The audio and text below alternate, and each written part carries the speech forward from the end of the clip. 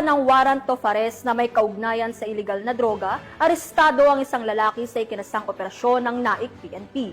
Ang buong detalye ay hatid ni Patrolwoman Jevie Marie Famoso. Na naaresto ng NAIC Municipal Police Station ang isang most wanted person sa regional level sa isinagawang operasyon sa bayan ng NAIC Cavite. Kinilala ng pulisya ang suspect na si alias Jonas, residente ng NAIC Cavite.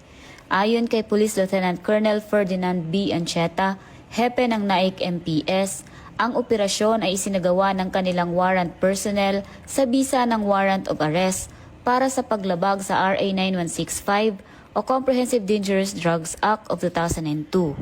Ang nasabing warrant ay inilabas ng Regional Trial Court Branch 132 NAIC Cavite noong September 25, 2025. Dahil walang body-worn camera, dokumentado ang operasyon gamit ang alternative recording device alinsunod sa regulasyon ng PNP. Kasunod ng pag-aresto, agad na dinala ang sospek sa korte na naglabas ng warrant para sa kaukulang dokumentasyon at disposisyon. Sa isang pahayag, binigyang diin ni Police Colonel Ariel R. Red, Acting Provincial Director ng Cavite PPO, na ang matagumpay na pag-aresto sa isang most wanted person na nakalista sa regional level ay malinaw na patunay ng matibay na paninindigan na ipatupad ang batas.